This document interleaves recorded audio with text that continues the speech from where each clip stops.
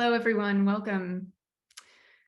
Welcome to the virtual Yale University Art Gallery. Thank you all so much for joining us. My name is Joanna Fiducia, and I'm an assistant professor in the history of art here at Yale.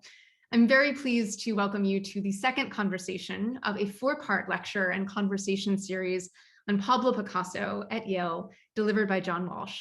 In this series, John will explore the work of one of the most revolutionary and prolific artists of the 20th century, discussing important works by Picasso in the Yale University Art Gallery's collection in the company of artworks from Europe and the Americas. John Walsh is an art historian, curator, museum director, and educator based in Los Angeles. He graduated from Yale College in 1961 and earned his PhD from Columbia University. He did curatorial work at the Frick Collection in New York, and then moved to the Metropolitan Museum, where he was associate for higher education, then curator in the Department of European Paintings. He taught at Barnard and Columbia, and then served at the Museum of Fine Arts in Boston as curator of paintings. In 1983, John moved to the Getty Museum, where he served as director until 2000. At the Getty, he greatly strengthened the collections and staff while overseeing the creation of a new and larger museum, as well as the planning of the renovated Getty. John specializes in Dutch paintings of the 17th century. He is the author of many articles, catalogs, and books. He is taught at Columbia and Harvard and at Yale as a visiting professor of the history of art. John has played an active role at the Yale Art Gallery, serving on the governing board for more than 40 years and working with our Wordle Gallery teacher program and helping to train graduate students to teach in the galleries since 2007. During the past 8 years, he has given more than 40 public lectures here at the gallery, among them Rembrandt Today, American Views, Viewpoints, and Manipulations, and Vincent van Gogh's Turning Points. His commitment to the power of art and close looking and to the nurturing of aspiring scholars has benefited students, the gallery, and the Yale and New Haven community immeasurably. And we are grateful that he is doing just that today, despite the temporarily virtual circumstances we all find ourselves in. Today, we'll be talking about John's lecture, Cubism, Picasso, and Still Life, which surveys the artist's unsparing explorations of the genre. In the space of merely an hour, John takes us through more than 4 decades of Picasso's career, from his juvenilia as a child prodigy in Spain, through the doleful, self-enclosed figures of his Blue period, and into the breakthroughs of 1907 and 1908 that led to that famously refractory paintings of his Cubist experiment with George Braque. As John shows us, Picasso is engaged in the total recasting of the project of the still life, a task necessary to make this old genre up to the task of expressing what Baudelaire called the new emotions of modernity. Moving through the teens in the 1920s, John shows us in detail how a radical pictorial experiment in drawing out the bases and ambivalences of perception might be aligned with psychic or emotional expressions of desire and alienation, or in the case of the painting at hand, the 1921 Dog and Cock that you see on your screen here, Pride and Humiliation. I'm honored and genuinely delighted to have the chance to speak with him today. Before I'll do that, I'll remind you that there are 2 lectures to follow entitled Cubism, Picasso, and the Human Figure, and Picasso, Life and Death. This series is generously supported by the Martin A. Ryerson Lectureship Fund. This program today is presented on the Zoom webinar platform. Though there are hundreds of you out there, you can't see each other. We're inviting you instead to submit your questions via the question and answer panel, which you'll find at the bottom of your Zoom pane. We're numerous, so we won't be able to get to every question, but we'll do our best to get to as many of them as possible.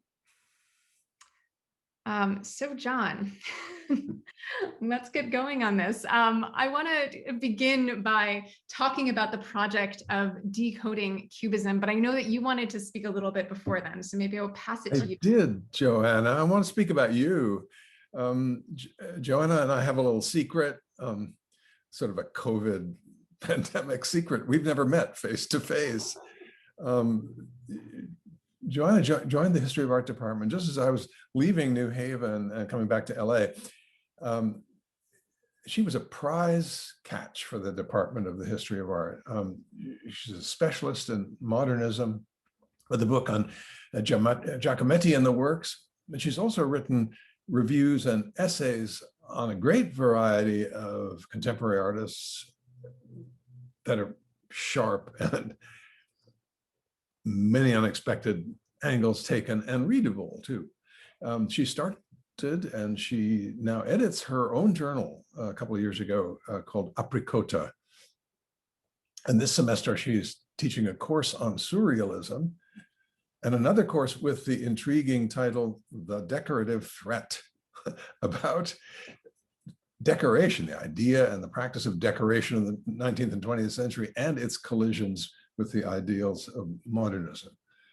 So I feel lucky today, and I'm very grateful to you, Joanna. Now that question was Thank you, John. That was very generous and kind of you. So one of the things I have myself encountered when teaching Cubism with my students, and certainly felt really robustly handled in your lecture, is the nature of decoding Cubism. If we could pull up the number 7, please, Jake. Thank you. Okay, so what we're looking at here is the bottle of liqueur that you see from summer 1909. Now, you take us through inside of the lecture, the various objects that might not be at first glance visible to us or kind of decodable inside of this composition. But as you note, the utility to these exercises of decryption is somewhat limited to really understanding the project of Cubism. As you say, things in these compositions are intended to misbehave. So pinning them down by saying that we see there the bottle of anisette or there the bottijo won't get us too far. And I want to ask you a little bit about how you understand that secondary confrontation, that is what lies beyond decoding. Difficulty, you say, is meant to break our habits of seeing the world. It's meant to deal with reality by reflecting the ambiguities of our lives. And I wonder what you understand to be the payoff of submitting ourselves to this difficulty. What do you see as the reason to look so hard at these paintings? That really is a good question. And you've touched on my logic in presenting this particular picture. This is one that, if you've seen the lecture, you know that this is the one that Picasso did a little crib sheet and for several of them so that we could know.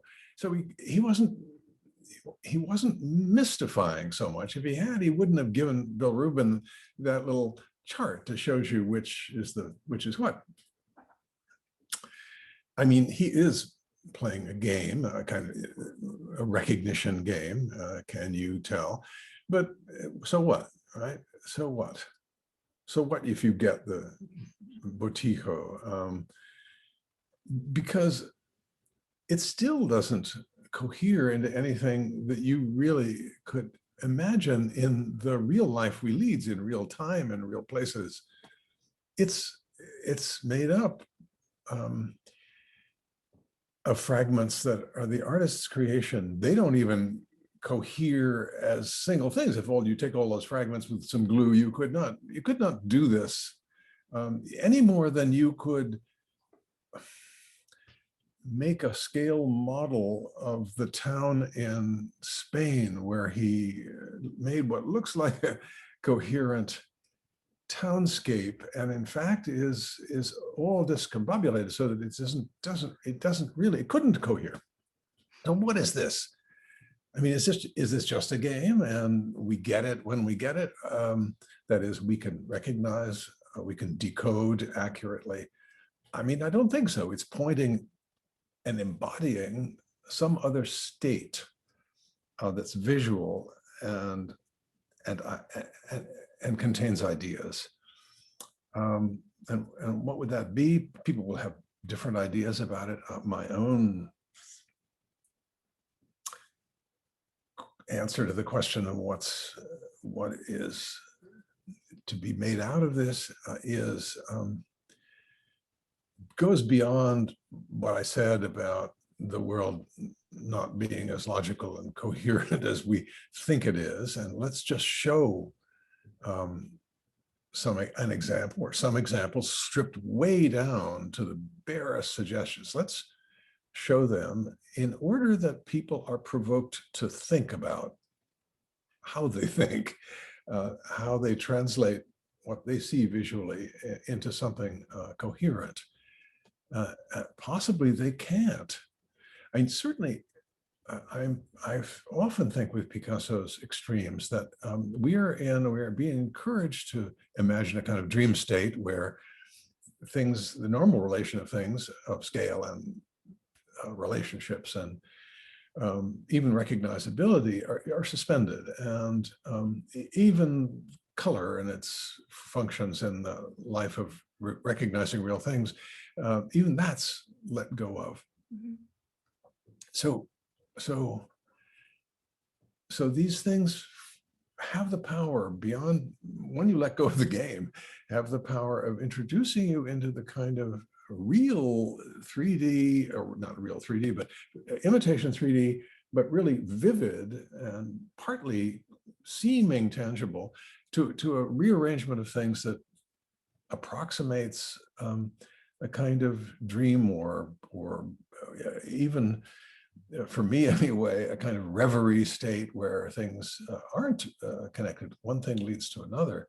One thought suggests another. And that beyond being hard to recognize, the things in these paintings have a suggestive power of their own. And it's a human suggestive. It's not been made inhuman. It is part of our human experience. And this art can summon up how, in many states, coherence is a fiction. That may be a little cryptic, but and it may miss some point, Joanna. What do you, if you ask the question of your students, what would you think reasonable answers might be, or what would your answer might be? Well, wow, I think something that seems so true about the way that these kind of experiments in perception or attempts to relate might be specifically suggestible to our human nature seems especially important at this point in time. Something I find I often talk about with students when dealing with the most refractory moments of Braque and Picasso's experiment is precisely about why in this moment in time in 2021, where we feel ourselves increasingly solicited to pay attention to a two-dimensional world on our screen, or more accurately maybe to experiment with some kind of simulation through the screen, we might feel really invigorated and brought back to something very specific about the way we see the world by contemplating these images or by working through them. And in some ways, something that has felt very personally valuable to me with Picasso's works of especially the teens and the years right before it, is that they ask that you take a lot of time to look at them, which I think you're clearly doing. And simply the demand that we sit with an image and move around before it or enforce some kind of stillness even on ourselves can feel pretty radical at this moment in time. So they've been very valuable to just slowing down my looking by confronting me with just their difficulty. I love it. That really does help. And these are still, and stillness and the quality of attention are what they encourage and what they reward if you stick to it. I mean, maybe the stillness is a place to go too. So one thing that you do so well in this talk is show us how the still life becomes in these years a way for Picasso to both work through some of the very challenging coming into gender or kind of coming into sexuality that we see in his treatment of figure on one hand, and the this great experiment with thinking through spatial problems in his landscapes on the other. And I wonder why you think still life is the one brought to play the task of mediator here. What is it about still life that Picasso needs in order for him to do these two things at once? Um,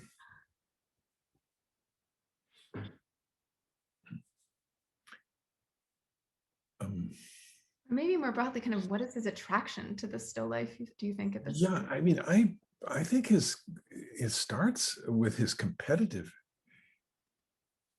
instincts, as his compulsion to take on not only the artists who are right around him, a little older than he is, Matisse, for example, but take on, of all people, Chardin, to um, to translate that tradition that he inherits, and he painfully wants to be part of. He wants to carry it forward and be the hero of his time.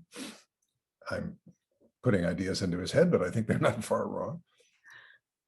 So he's highly conscious of what went before, and I think as he matures, maybe he realizes that these still lifes of earlier times were impressive because they were so tangible. They made such a skillful second,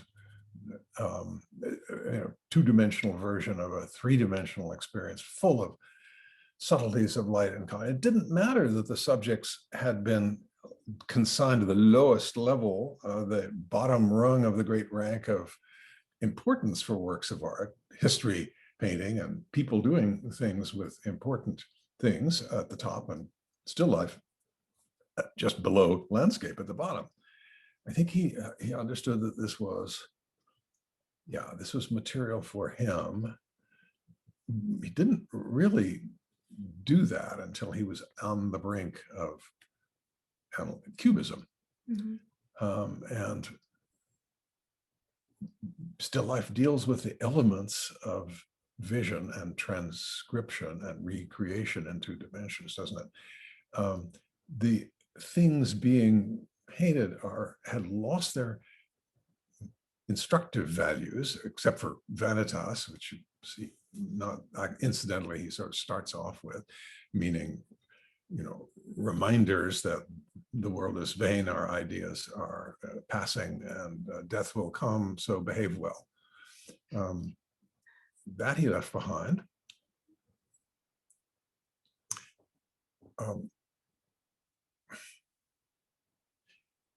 I think still life is, I've used the word laboratory, and I think it has some elements of that being a kind of experimental world with controls, standards that had been established, and it serves him in that way.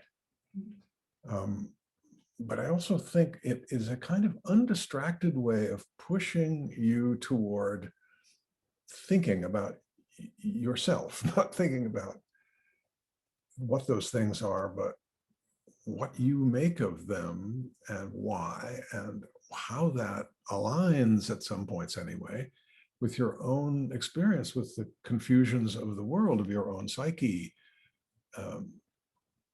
I think I evaded the point that you were looking for, but you have me thinking. I think that gets quite to it, or that somehow the world that is closest at hand might be precisely where we need to concentrate in order to work through these powerful reorientations or reconfigurations of life at this moment. Our modern emotions, Right. Well, totally I would put it. Yeah. I thought maybe we could look at some of the collages that you brought to bear, and perhaps we could start with the classic. Jake, could you put on number? Oh goodness, you know the one. Yes, thank you. Jake is an additional mind reader. Thank Telepathy, you. yeah. So Still Life with Chair Caning here from 1912.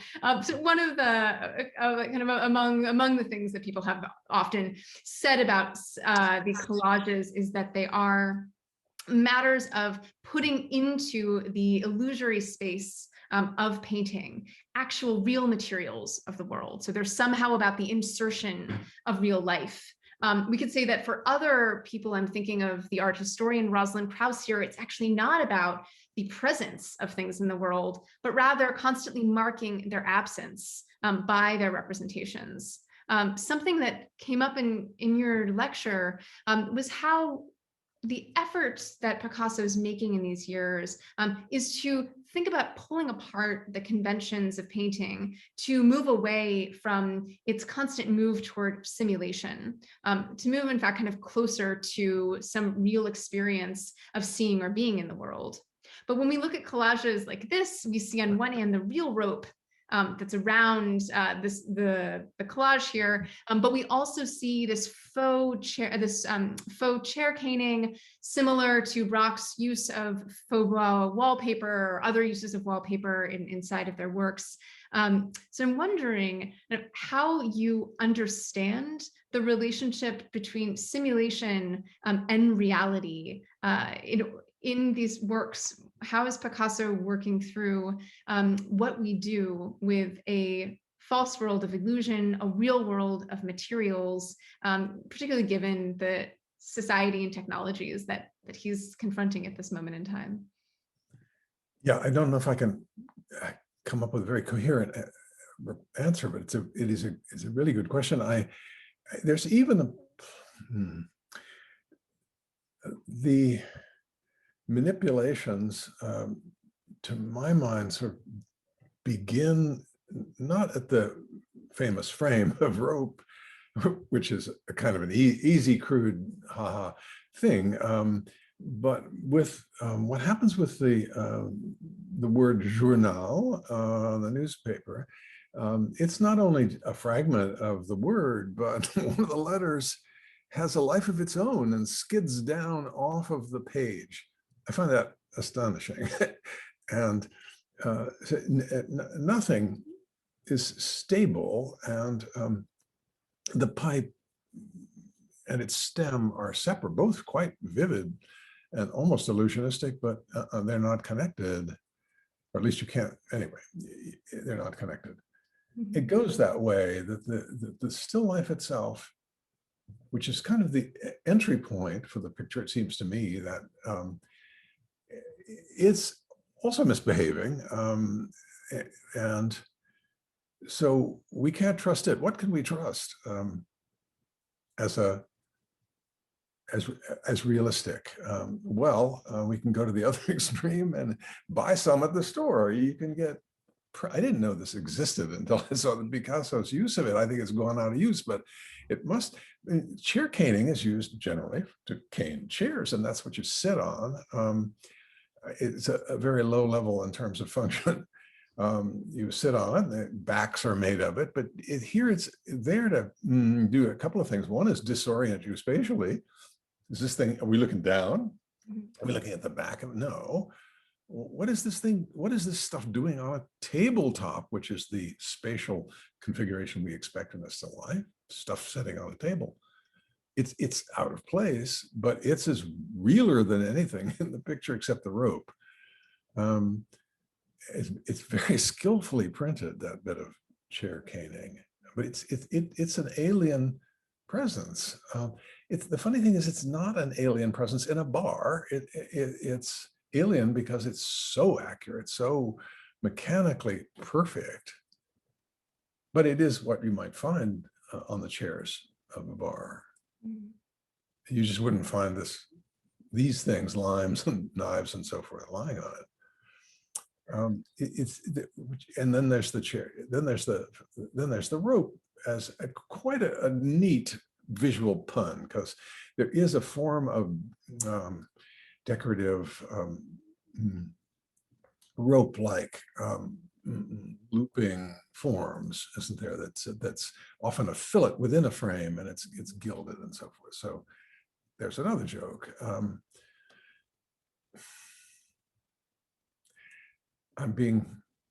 not really answering the philosophical core of your question because I'm not very good at that.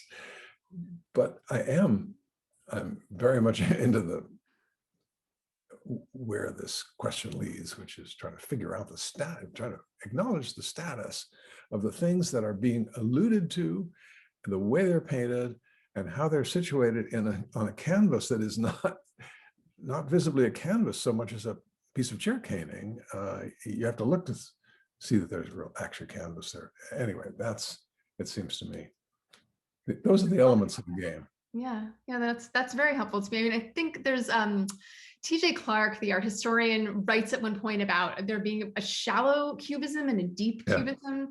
And the former would be cubism as a procedure or a syntax. So pushing things toward the picture plane, locking things into a grid, hard yeah, edged geometry. But the deep cubism, and this is the one I think that really interests him, and I think interests both of us too, is cubism as a semantics hinging on sense, a kind of grammar for thinking about the actual depth of things in the world, and the play you're drawing out between the circularity or oval shape of this work and the circulation of things that move between illusion and real, and that seem in fact to be pointing to the most real thing at all at that time, which is the constant involution of what is real and what is image and what is close at hand and tactile and what is made to yeah, be touched but is in fact not the real thing. So yeah. this circulation seems like part of the deeper sense of cubism,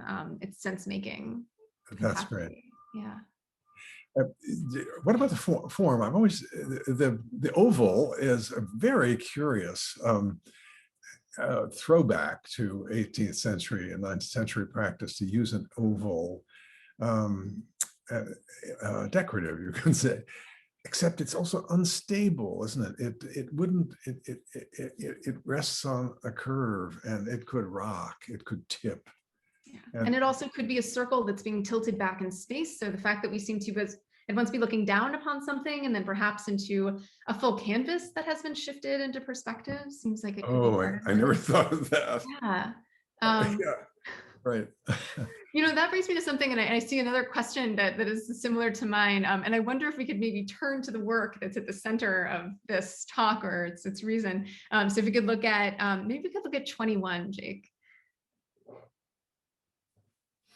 Thank you. Okay, so one of the things that you note is the relationship of these two paintings and the larger motif of the still life with the dead fowl on it and a dog, which might be hanging out by the legs of the table. And something that is certainly the case in Chardin here is a reorientation from the way still lifes tend to be positioned horizontally in kind of landscape view, wider than they are tall, to this vertical image. But the Picasso is even more compressed, it's even thinner, and it's quite large.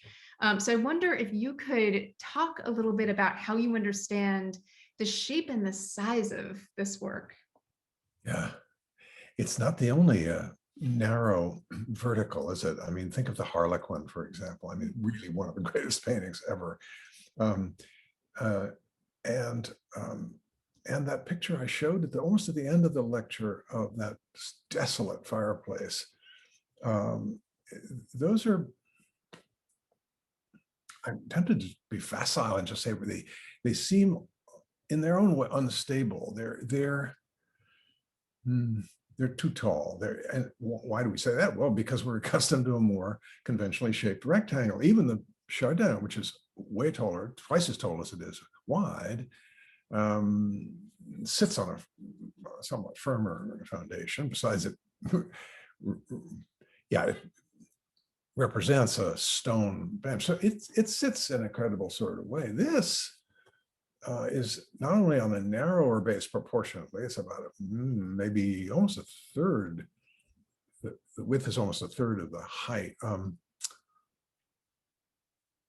It portrays a situation in a kind of nervous state, the dog almost getting his desire. The dog here in the Chardin being harassed by the squawking parrot. I think there is, I think there is an element of instability that's added by the format. That can't be the only reason why he's doing it, though, I don't think. And I bet you have an idea. I don't think I know anymore. It goes, that instability in this dimension goes with the device of tipping that table up so steeply and doing away with its conventional perspective that everything might slide off, the illusion that everything has the potential to change in an instant, but it's not, it's miraculously suspended. I mean, I don't know. Something that occurs to me is just how tall it is, and that it is not quite the size of a door. We can't walk through it. It's not a bed. We can't lay down in it, but it is, it's somewhat, bigger than many of us, myself at least.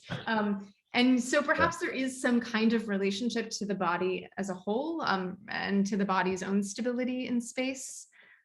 You pointed out also the way in which we can see Picasso's nudes begin to inform the still life. So maybe there's an anticipation of something like that in a work like this. It could be. Jake, bring up number 20, would you?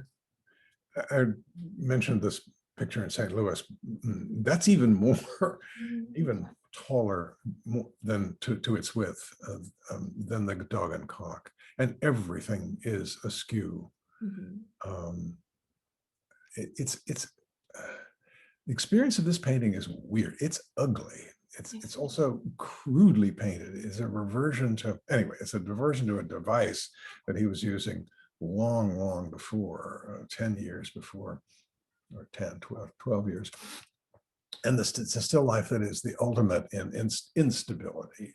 You don't even know what's keeping that stuff up. The mirror is tilted. It is a picture of disturbance, it seems to me, not instability. Yeah. And in such the kind of sepulchral character of a work like this, rather than providing a kind of tomb or a restful grave, seems to be suggesting quite the opposite of where we would be heading. I like that. Sepulchral is true. Maybe it's the time to turn to some of these. We have some questions here. One, that seems to relate a bit to the instability that you've been invoking, is a comment that came up when we were looking earlier on at Bottle of Liqueur, that these still lifes, in fact, despite me talking about the stillness one must have in order to be patient with them, they seem anything but still. So the question is, was Picasso trying to provoke a sense of movement with all of the fracturing of space that we see in the early 1911 to 1913, 14 works? Yeah, yes, I think there are pictures like that. I think they're also the opposite. For example, I was just going to bring on number 8, Jake. This sort of head-busting extreme. There's something restless and shifting. It seems to me, I don't know how it strikes you, but it does me. And there is a sort of, in that lemon slice in the middle, that little wagon wheel, there is possibly something generating a sense of movement and certainly an outward expansion of these forms. And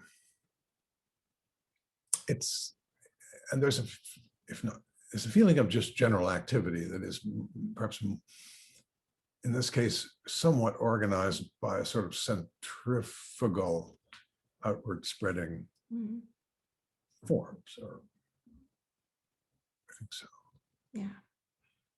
But there's a lot of visual commotion in some of these still lifes, or isn't there? A lot of busy business. I mean, I think of, we could look, I know, let's look at the 2. Maybe we can get number 11 on the screen.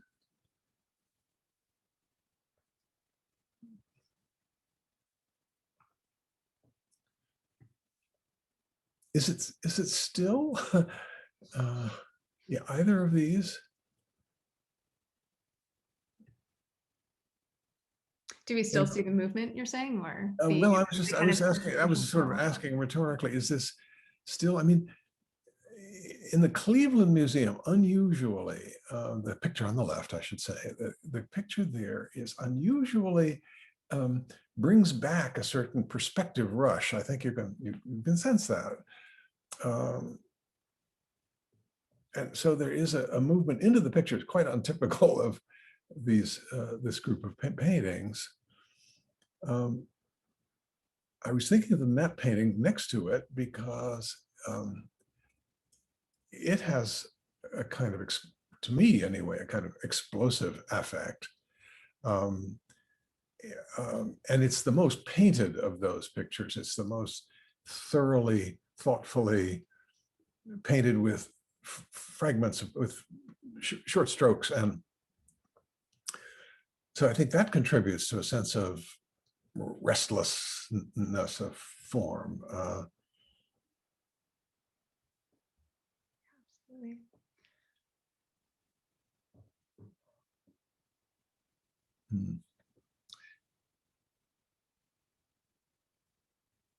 Well, I'm content to let it rest there.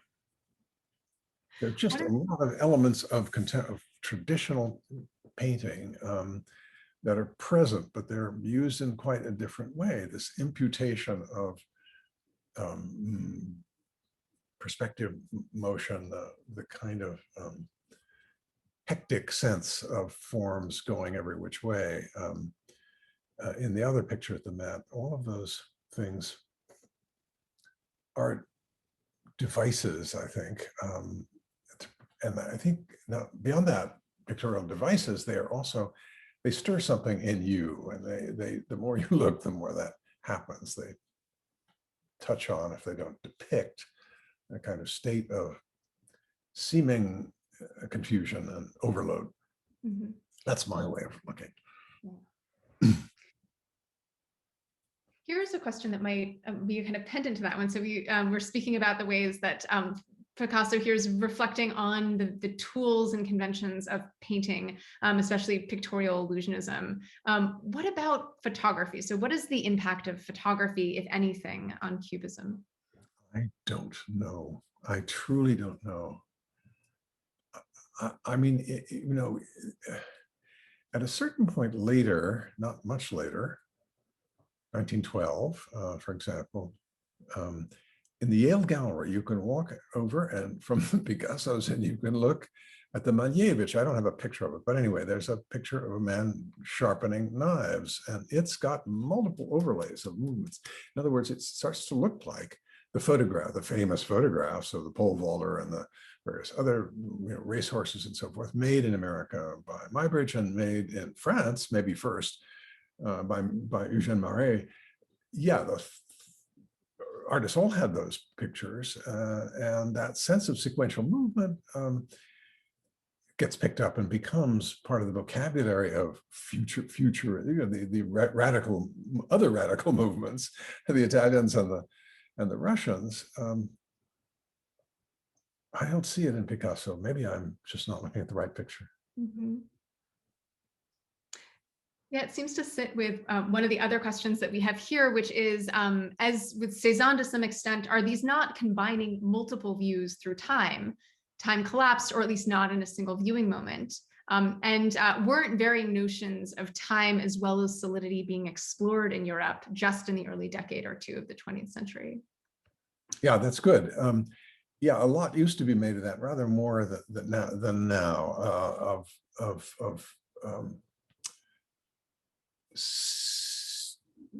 more, I would say that the argument was more of the views from different angles of the same object, a sort of multiplication of views, the way you make photographs of a piece of sculpture going around it. And that may be present here.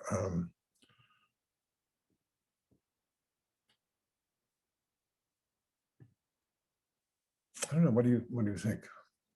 Well, how would you respond to that, Johanna? Well, I think on one hand, certainly there are broad conversations happening around what it means to both see something and recall having seen something through time, and whether that takes place as a single image or as some kind of assembly of particles of having viewed something. And this ended up, I think, getting folded into one understanding that why Cubism looks strange because we're trying to see the object from multiple angles. Yeah. And I think that that isn't quite getting at the experience of seeing these things that you're articulating so well. In fact, it might be more interesting to think that if we're imagining some kind of mobile body before the cafe table. We might want to think about why that would make a world that seems to cohere even less or to fall apart. There are also those seems like even just looking at still life with bottle of rum here on the right, there's so many things, including these letters that seem to escape, the kind of pulling apart of various different cues that might be able to be grounded in the world that don't seem like they're about seeing the world from every angle. I will say though, in Cubism as a broader exploration, there are some artists who are clearly thinking through that particular problem. But I just don't know that it helps us so much with these ones. However, I think the bigger question about solidity and time and how we think about the coherence of an object through time and memory is right on. But we're in a moment where it's hard not to be thinking about these things if you're an artist working in these years. Yes. Yeah. Let's see. So some of the questions are about like, why is Picasso continually using the same figures, discs, pipes? Why is he continually kind of looking at roosters, wine glasses, wine bottles, newspapers? Is there something specific about this repertoire of objects? The question, is there something specific about these different objects that appear in the still life painting? Yeah. Yeah, they're all properties of one habitat, namely cafe. They're places where you go to drink and be with your friends and smoke clay pipe and play cards and all that. That's all the stuff. You have drink various drinks of various strengths that have lemons juice in them. That stuff, the knife, the fork. This is just vernacular stuff, with the exception of the odd sort of star turn, like the Mono bottle, the one that we started with, actually, the one that looks like a hand grenade. So there are distinctive personalities, you could say, in some of these objects, but very few, I think. What changes things a little bit, puts a little spin in it, is what you mentioned, Johanna, the presence of these letters here, which are, in the case, they're often newspaper, and that's often that's a very specific object that changes every day. That's about the only thing that changes in these bars. And both Braque and Picasso pretty much stick to that. Someone, you might have said, what about musical instruments? They're also stock props or subjects even in Cubist still life. And they just have, I think, fascinating shapes, as well as fascinating associations. Music, listening to music is something like a state that I think these artists hope for, that we will approach their work in on open ears and not worrying too much about what things mean outside the frame. But then they're also very feminine shapes, the violin, the mandolin, the guitar, and the like. And so there's a bit of jokey stuff going on there. Yeah. I know that you're going to talk more about music next week, so maybe I'll leave that one there. But one of the questions that has come through that might bring us back to one of the things we were speaking about earlier is how we think about the instability produced by these paintings now. Are we more accepting of this instability given where we are in contemporary art? So I hope so. No, I'm a big fan of instability, not total confusion and disorientation. That's also yeah. I'm a victim to that sometimes, but I think acknowledging instability is just a healthy state of mind to be encouraged toward. And that's really, in one way or another, what we've been talking about from the very beginning in this conversation. These pictures encourage thought. and one-to-one thought about oneself and one's mental processes. I gave a lecture at Yale, oh God, it's a couple of years ago anyway, on still life, particularly food in still life, which I called Food for Thought. In the 17th century Holland, still lifes were there to be admired, and the artist's skill at depicting them and making them look as real as life were also prized and so forth. But they were intended, at least in good part, if not wholly, in encouraging you to think about your attitude towards these things. Are you, as we would say today, attached to them? And if so, look at that. That might not be healthy, because you're not going to be around very much longer. And these are pleasures that you need to take some philosophical distance from, a moral view of. So that's been off and on all through the tradition of still life. A power that these simple everyday arrangements of things might invoke in you. Absolutely. Perhaps we could go back, Jay, quickly to Dog and Cock one last time. Yeah. Yeah.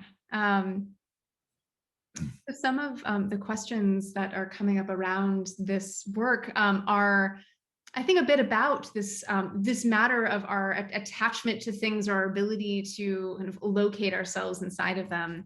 And you do note in your lecture the understanding that Picasso might have had some kind of identification with the chicken here. Another person from our audience reports that Picasso had said that journalists wanted to take him apart like a chicken.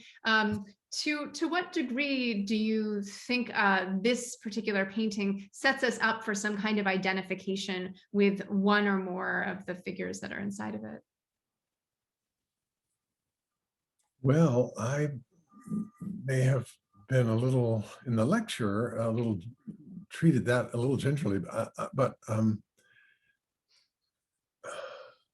the death of the rooster who crows and struts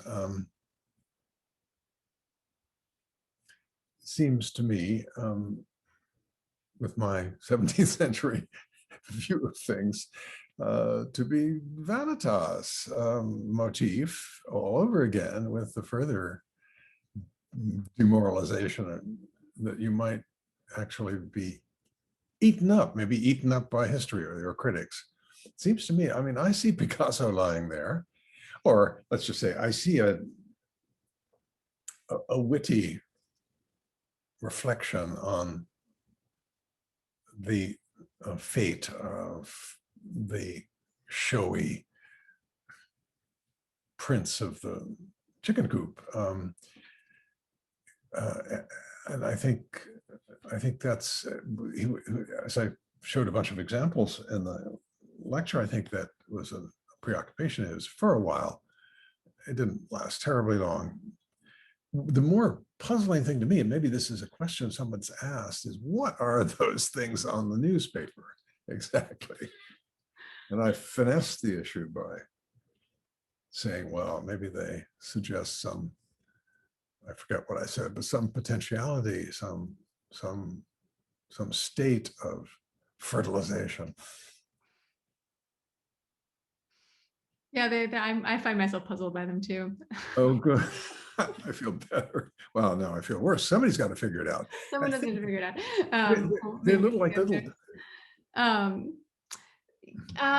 Maybe that brings us to something that has come up in our conversations and could be a place to close, which is how do you understand the status of Picasso today? If we see him perhaps playfully here, playing out circumstances of his fall or humiliation even, how might we think about his status in the canon, in contemporary art, in our discussion today? Right. That was exactly the question I was going to ask you, Joanna, because I don't have to deal with that so much. I'm willing to guess, but you're on the scene. And it would be very interesting for me to know more about what artists make of Picasso. I mean, the figure he's such gigantic and daunting creator, meaning 70 years of work, 2,000 paintings and all that. He's also a media hero for his time anyway. I grew up on Life magazine. Fascinated by successful people, got bored seeing Picasso in that stupid shirt with his bald head, being sort of looking with a hungry look at whoever it was who visited the studio that day, Bardot or some other new movie star. So that part of him, the media hero and the gigantic figure dominating the canon of great artists of the 20th century, something I came to this little project of mine suspicious of. And I see how he earned it, but not because of his personality or anything he ever said, or his behavior, God knows, which as a person was often downright loathsome.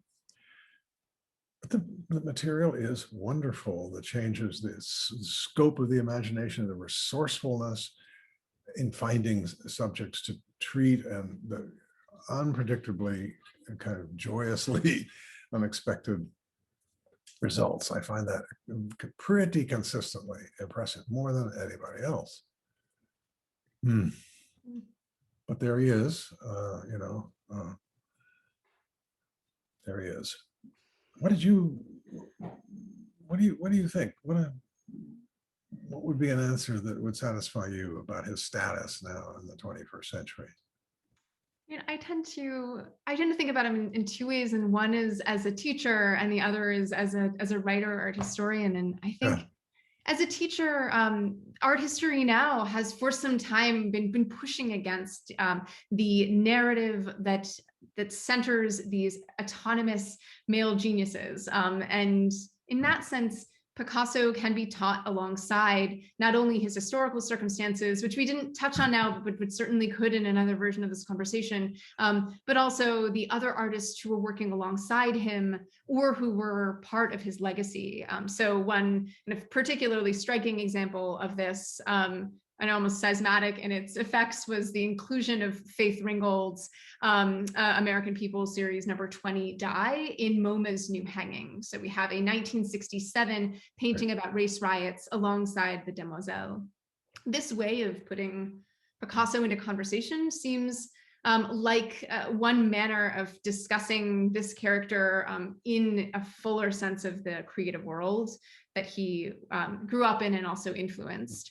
And I'll say as a writer and as an art historian, and also to a certain extent as a teacher, there is an excellent body of art historical literature that is written about him, and a long conversation that has been running for some time, that has both ennobled him at moments, critiqued him at others, and there's simply a kind of a great deal of when one can be kind of inducted or initiated into art history by reading the way in which at each moment in history, art historians have found ways within their present material to discover something new within him. So it can be an exercise of thinking at each historical moment, what can we see about this canonical figure that wasn't apparent before? So I find that to be a really powerful reason that Picasso can remain within our own work and curricula, but not necessarily just rehearse him as a hero of some sort. Well, maybe that is a place to close. I hate myself having the final word, but I know that John, you will be back to give much more. I will remind the audience. Let me pass it to you once more. If you have a final word. All right, so let me just remind everyone, in the month of March, there'll be a lecture on the gallery's YouTube channel on each Thursday at 12:30. And the lecture remains on YouTube, so you can watch it at your leisure. Each lecture will be followed by a live conversation with John and an interlocutor, which we will host on Zoom on Fridays at 12:30. Next week, there is a lecture on Cubism, Picasso, and the human figure, which I can't wait to hear myself. Next Friday, John will be in conversation with Keely Orgeman, Seymour H. Knox Jr. Associate Curator of Modern and Contemporary Art. We invite you to tune into the lecture on YouTube and bring your comments and questions to the conversation on Zoom on Fridays in March. Thank you, everyone, and thank you so much, John. Thank you, Joanna.